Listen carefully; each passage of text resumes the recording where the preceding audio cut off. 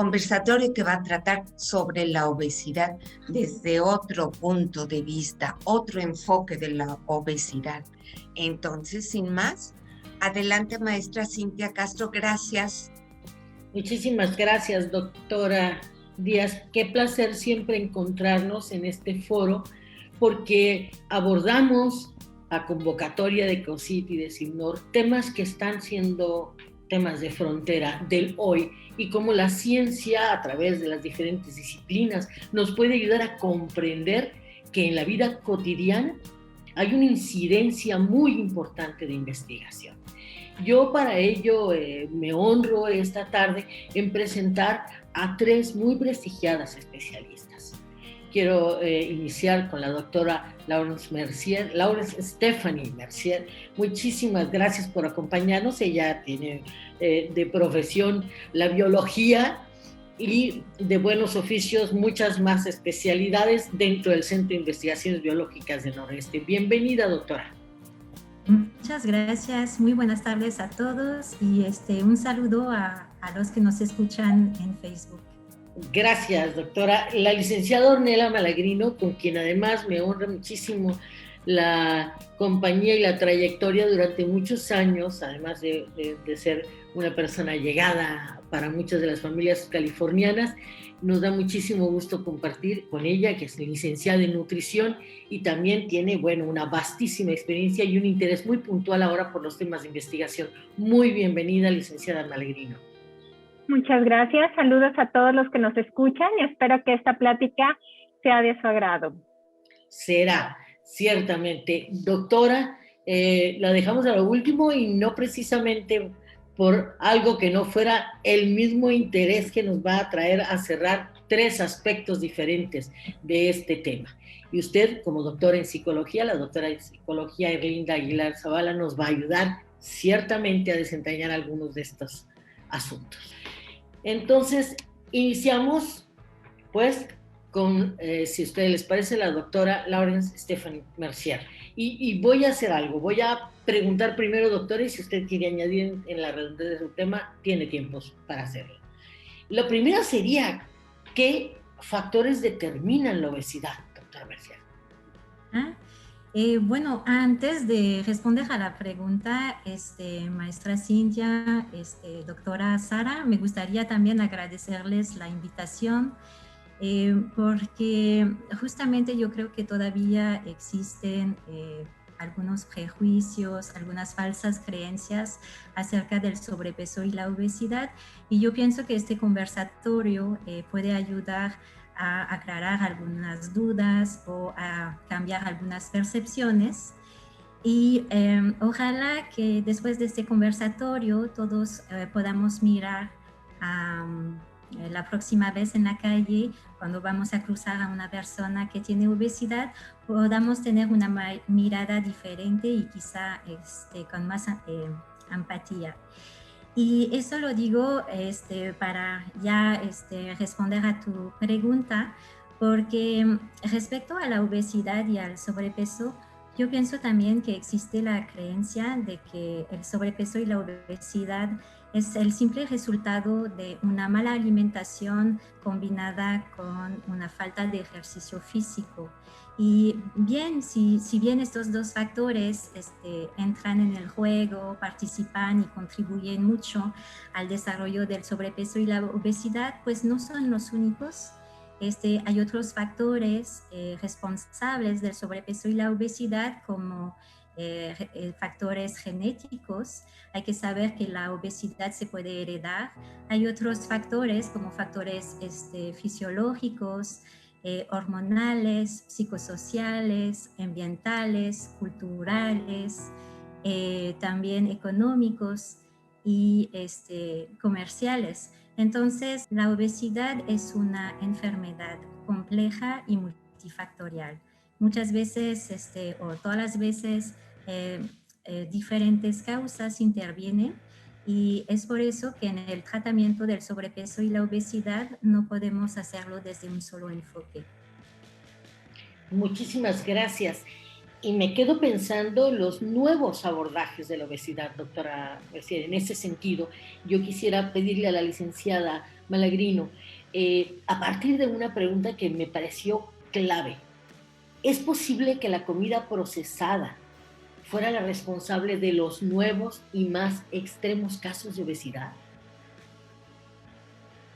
Ahorita el tema de alimentos ultraprocesados principalmente, que son alimentos que ahorita los tenemos a la mano. En este último año, en los últimos años, el consumo per cápita, o sea, cada uno de los mexicanos consume 214 kilos de alimentos ultraprocesados. Entonces, creo que tiene un factor muy importante. Las ventas de bebidas azucaradas en los últimos años han aumentado un 33%, y de los snacks, las barritas, que muchas veces nos los venden como un alimento saludable, han aumentado en un 56%. Entonces, creo que sí es uno de los factores, no es el único, pero sí puedo creer que sea uno de los factores que últimamente está influenciando a la mayor población, porque está al acceso, y la realidad es que esos alimentos ultraprocesados están siendo elaborados de una manera que sean atractivas, que sean económicas, y están llenos de alimentos que no nos nutren, grasas saturadas, azúcares refinados, harinas, aditivos que nos hacen que estos alimentos sean muy ricos, pero a la vez vacíos en calorías. Entonces sí, la industria alimentaria creo que está siendo un factor determinante. El gobierno ha tratado de hacer algunos ajustes. Por ejemplo, en el 2014 se agregaron impuestos a las bebidas azucaradas, y sí llegó a bajar un 12% su consumo, pero luego se disminuyó ese impuesto y otra vez el consumo incrementó un 8%. Entonces, sí, en México el consumo promedio de bebidas azucaradas es de 163 litros al año. Entonces, y en estados como Chiapas esto llega a ser todavía mucho mayor por persona. Entonces sí, la globalización, el fácil acceso, la gran variedad y la gran confusión que estos alimentos generan en el consumidor favorecen a que estemos cada vez más accediendo a este tipo de alimentos, y tenemos que poco a poco ir generando un cambio en la conciencia y volver a sustituir a que el alimento regrese a lo antiguo, a lo normal, a lo natural, diría yo. Empezar a preparar poco a poco más alimentos en casa, incrementar el consumo de frutas y verduras, que también ha disminuido y que también podemos decir es de muy fácil acceso. Muchísimas gracias. Sé que vamos a volver, por eso me lanzo sobre la tercera pregunta, que además este es el foco rojo también. Una persona tiene decisión, doctora Erlinda. Una persona, asumimos que tiene decisión. Y la pregunta está aquí: ¿cómo puede aspirar a un estilo de vida saludable una persona en lugar de hacer dieta tras dieta tras dieta, además sin resultado? ¿Qué pasa en nuestra cabeza? Sí, hablamos de conductas adaptativas, entendiendo como conductas adaptativas todo aquel comportamiento que nos lleva a tener factores que proporcionan o que propician salud en el momento y en el futuro. O sea, hacer ejercicio es un comportamiento adaptativo porque me genera bienestar a largo plazo, ¿sí? Entonces, nuestro cerebro está diseñado, tenemos por ahí un circuito que se llama circuito de recompensa. Nuestro cerebro está diseñado precisamente para desarrollar comportamientos altamente adaptativos, que nos llevan precisamente a comportamientos que a la larga nos van a traer beneficios en todos los sentidos. Sin embargo, culturalmente esto está de alguna manera influenciado por las creencias sociales, económicas, políticas incluso, que hemos adquirido a partir de en donde nos desenvolvemos, ¿no? En el ambiente. Entonces, hemos aprendido a tener lo más inmediato, el placer lo más inmediato posible. Y eso, hay una frase que me gusta mucho, hay un autor, Davis, usa una palabra que se llama secuestro. El placer secuestra la toma de decisiones, ¿sí? Es decir, de alguna manera el placer inmediato y esa necesidad de obtención de placer inmediato secuestra todos aquellos elementos relacionados con el placer, que tiene que ver con la secreción de dopamina en el sistema nervioso, y entonces el individuo se siente pues atraído a la sensación inmediata, ¿no? Entonces, por eso es que si nos ponen una verdura y al lado nos ponen unas frituras, algo picoso, algo que está químicamente diseñado para llamar nuestra atención, pues seguramente vamos a elegir aquello que nos va a causar placer inmediato, un placer, pues sí, esa es la palabra, un placer inmediato. Porque la manzana, por más que nos digan que es beneficiosa, etcétera, pues no es de inmediatez, sino es más a la larga. Y culturalmente estamos precisamente en una cultura en donde socialmente se nos ha enseñado, y porque es económicamente reditable para todas estas empresas que nos obligan al consumo, pues que el placer sea inmediato, ¿no? Entonces, creo que por ahí pues puede ser una respuesta. Muchísimas gracias, doctora. Qué bárbaro. Bueno, no quiero hablar yo porque me las compro todas, ahorita me las compro todas las que están poniendo sobre la mesa. Yo creo que bastante del público también. Voy a ir ahora en orden inverso. Voy a empezar por la licenciada Malagrino, si me permiten, y dejamos a la doctora Merced al final. Licenciada, hemos visto cantidad de cosas que pasan por nuestras redes sociales, entre ellas el sistema de coach, ¿no? Por una cantidad irrisoria al día, usted se pondrá como Ninel Conde. Yo no sé si quisiera estar con Ninel Conde, pero sí quisiera estar viva. Cuéntenos, ¿con quién debe consultarme para un tratamiento serio, pues, al respecto?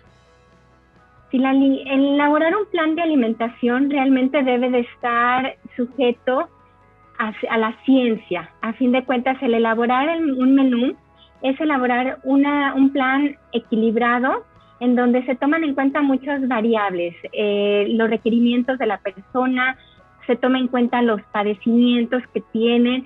Entonces, las dietas milagro, las dietas rápidas, que muchas veces sí son efectivas en la rapidez que bajas de peso, pero muchas veces pueden ocasionar problemas de salud igual de graves como la misma problema que te hizo ir o seguir ese plan de alimentación. Entonces sí tenemos que tener cuidado. La nutrición o la carrera de nutrición es una carrera que dura 4 años, 5 años, que aparte te vas especializando, y no con un curso o algún diplomado podemos ya realizar un plan equilibrado. Sí tenemos que tener cuidados. La atención para una persona que tiene sobrepeso o obesidad normalmente debe de ser de manera integral. No únicamente se maneja a través del nutriólogo, muchas veces tiene que interactuar el médico, porque vamos aprendiendo que la obesidad no es nada más el disminuir el aporte calórico, sino pueden haber trastornos médicos como el síndrome ovario poliquístico, que forzosamente que tenemos que tener apoyo médico para tratarlo, y que realmente esto nos ayude a lograr los objetivos de los pacientes, así como también el apoyo emocional. Tenemos que tomar en cuenta todas las variables, como dijeron anteriormente, es multifactorial. Estamos hablando que tiene que ver la herencia, tiene que ver factores médicos, medicamentos que algún paciente llegue a estar utilizando, y para lograr mantener un equilibrio sí necesitamos acudir con nutriólogos.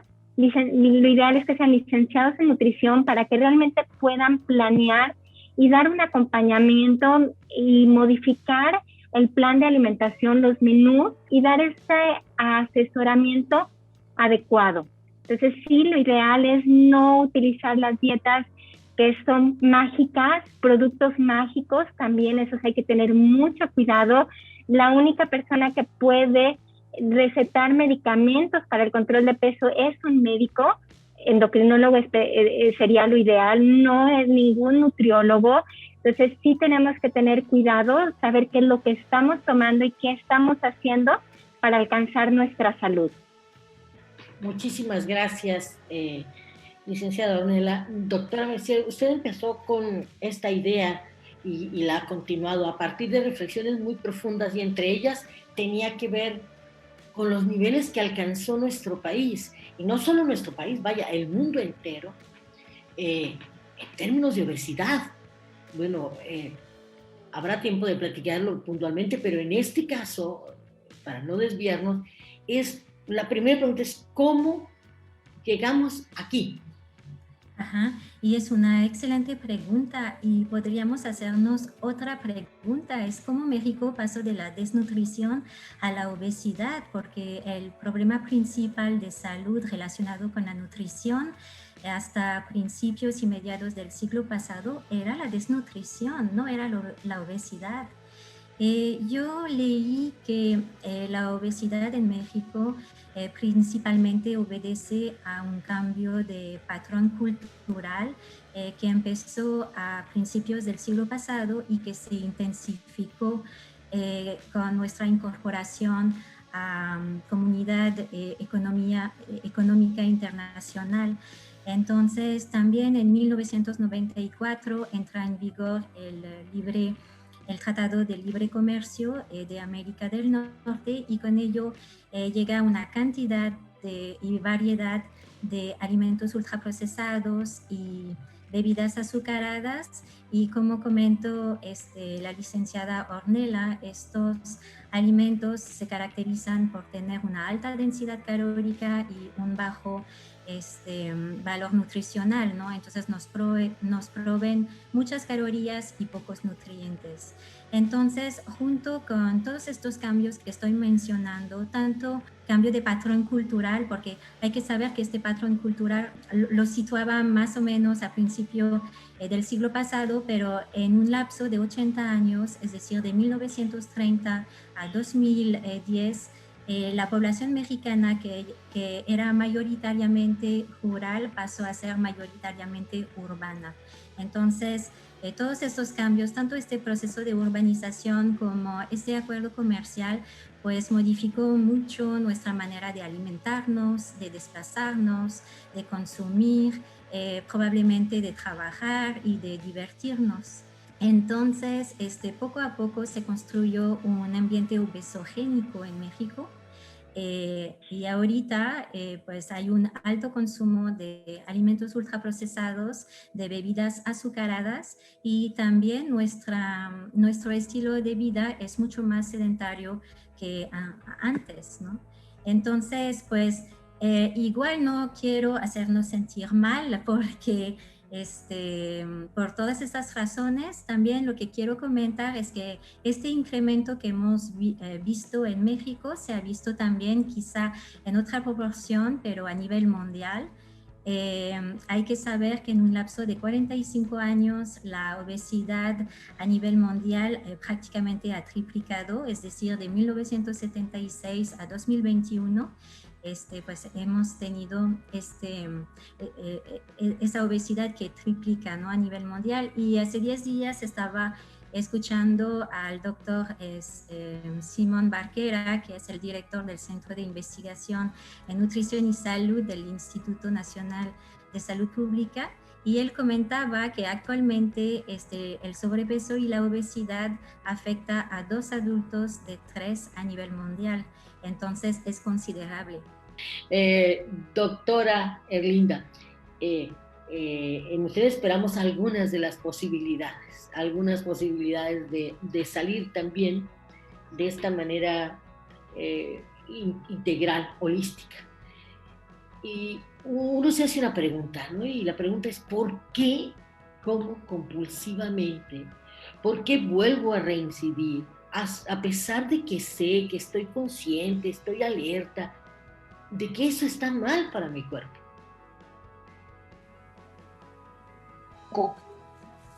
Es complicado, la pregunta es bastante complicada, la reincidencia, ¿no? Debemos entender que el proceso de cambio no es un proceso lineal, y yo creo que es parte también de poder trabajarlo con los pacientes que se están atendiendo por un problema de obesidad o de consumo, porque también, bueno, podemos tener lo que usted acaba de comentar, que son trastornos por atracones. Tenemos también bulimia, que son trastornos de alimentación por el consumo, y el consumo excesivo también de alimentos. Cuando tratamos este tipo de pacientes, hablamos de la reincidencia como un proceso, como una parte del proceso de recuperación, no como una falla, sino como una parte del proceso, ¿no? Dentro del modelo transteórico de cambio de comportamiento hay varias etapas, y una de ellas que se considera precisamente es la recaída. Entonces, creo que muchas veces creemos que el proceso es lineal, o sea, tengo que cambiar de hábitos y así me tengo que sostener. Si no me sostengo, ya fallé, ¿no? O sea, creo que es parte también de poder hablarlo con los pacientes para que entiendan que están en un proceso y que este proceso es circular, y a veces hay pequeños retrocesos. Porque si se los planteamos como algo lineal y ya fallaste, entonces entran otros procesos de culpabilidad y de cuestiones de depresión, quizás de desánimo, de desmotivación, que ya no dejan avanzar al paciente. Entonces tenemos que ser claros, las recaídas o las reincidencias son parte de un proceso, pero que no se pierda siempre la meta y el objetivo. Más o menos el cambio de comportamiento se logra aproximadamente después de 6 meses de sostener un comportamiento o una conducta, pero ese sostenimiento de conducta no tiene que ser sostenida siempre. Va a haber pequeños retrocesos, pero volvemos al punto en donde sigo en la acción, que es uno de los procesos del modelo transteórico de cambio de comportamiento. Sigo en la acción. Sí recaí, pero retomo la acción. Después de 6 meses ya es muy difícil, puede ocurrir que se vuelva a reincidir, pero ya es un proceso más difícil. Entonces, hay que lograr que el paciente no se desanime, que lo vea como una parte del propio proceso, que está en camino de lograr cambios importantes, y no culpabilizarnos ni nosotros, porque luego también pasa con los clínicos que sentimos, creo que no lo estoy haciendo muy bien, mi paciente no está logrando ciertas cosas. No, o sea, creo que es parte del mismo proceso, pero se lo tenemos que explicar al pacientito o a nuestro paciente como eso, ¿no? Como parte del proceso. Muy bien, ahora vamos justamente a la licenciada Malagrino, la distraigo ahora con este tema. ¿Qué papel juega el ejercicio en este asunto? ¿Qué papel juega el ejercicio? El ejercicio juega un papel importante, no solo en la obesidad y en el sobrepeso. Creo que entre los beneficios del ejercicio yo pondría de letras a lo mejor más pequeñas en la obesidad y el sobrepeso, porque normalmente queremos hacer ejercicio si queremos bajar de peso y nos olvidamos de todos los otros beneficios que nos trae el ejercicio. Claro, sí está demostrado que personas que son sedentarias pueden llegar a subir hasta 13 kilos a lo largo de 10 años, de manera gradual, de repente, y eso creo que lo vemos a los 20, 18 años que estamos en la preparatoria, somos mucho más activos, empezamos nuestra vida laboral o a lo mejor en la universidad que demanda otros tiempos, y alrededor ya que llegamos a los 30 años, sí andamos ya cargando con esos 5 o sí, los 10, 13 kilos arriba, que también no solamente es por la falta de actividad física, pero sí es un factor importante.